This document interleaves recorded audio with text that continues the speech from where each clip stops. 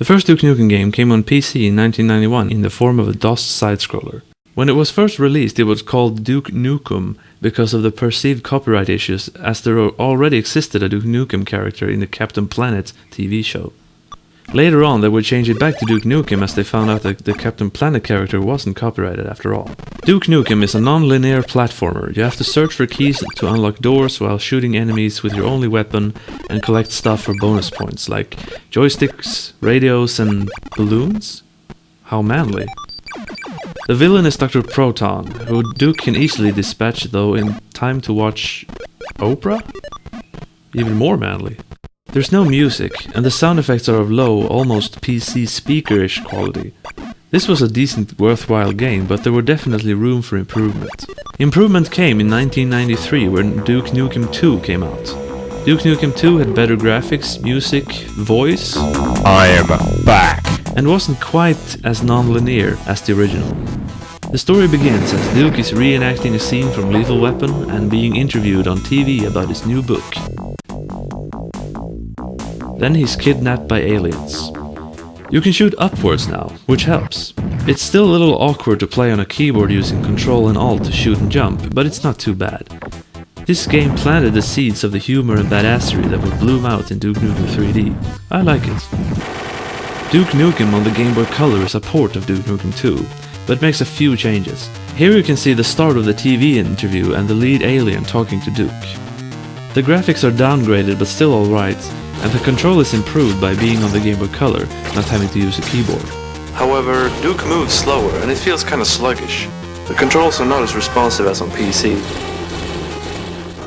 The next game in the series is Duke Nukem 3D, but I think I've talked enough about that game already.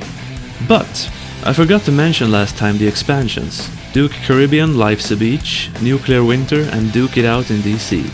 These are authorized total conversion mods, and the premise of each is quite funny. Duke Caribbean has the aliens screwing up Duke's vacation and replacing most of the weapons with water pistols, etc. Duke It Out in DC had realistic levels like the White House and the Smithsonian, just how I like it. Nuclear Winter has Duke fighting none other than a Santa Claus brainwashed by aliens. Wow. Also, fans have started making a next-gen remake of Duke Nukem 3D in the Unreal Engine and has actually gotten consent and support from Gearbox. I don't know if they'll sell this or if it will be free, but I for one would gladly pay for it. On the PlayStation came two third-person Duke Nukem games, modeled after Tomb Raider. The locations and humor were there, but I don't like the controls particularly, and Time to Kill's graphics aren't too great. Looks like it's time to kill. Time to Kill does have a cool time travel story, seeing Duke go to several time periods. Land of the Babes takes place in the future where aliens have killed the Earth's men and only the women are left. But no fat chicks. Both games have John St. John as Duke Nukem, and Duke is as macho as ever. I love the smell of bacon in the morning. But something about the controls and them being modeled after Tomb Raider, a game series I had never played, made me not particularly like these games. But there did come one third-person Duke game that I liked a lot, and that was Duke Nukem 0 Hour on the Nintendo 64. Developed by Eurocom, who also made the Nintendo 64 port of Duke Nukem 3D, 0 Hour is more a straight third-person shooter than a Tomb Raider clone. That works better for me anyway. The plot is more or less like Time to Kills, which is not a bad thing. The controls feel smooth and the humor is there. Being able to shoot images of the Spice Girls alone is a selling point. Detachable limb. The multiplayer was also really entertaining. Up to 4 players could duke it out on several battlefields and playing as Duke in various costumes.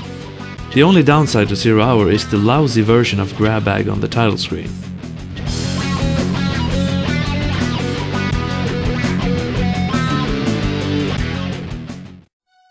Turning to Game Boy Advance now, in 2002 Taurus Games, who also made the Game Boy Color port of Duke Nukem 2, made Duke Nukem Advance.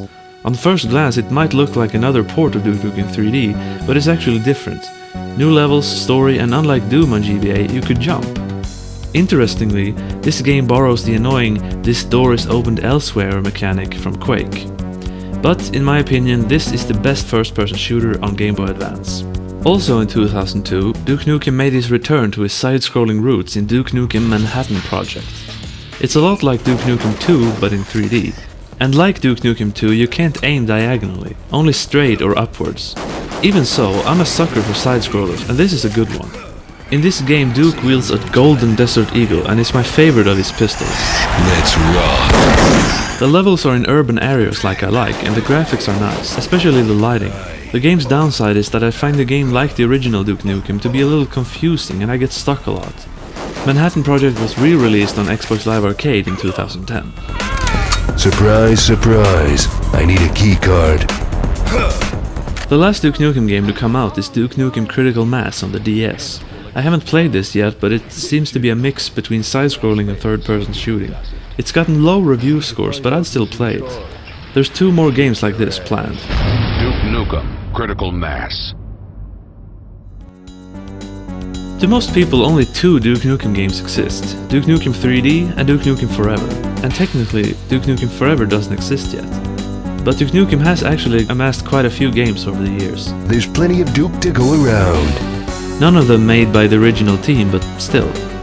The best of the rest, for me, is 0 Hour and Manhattan Project. Join me again next week and I'll talk about the long wait for Duke Nukem Forever, a wait that is finally about to end.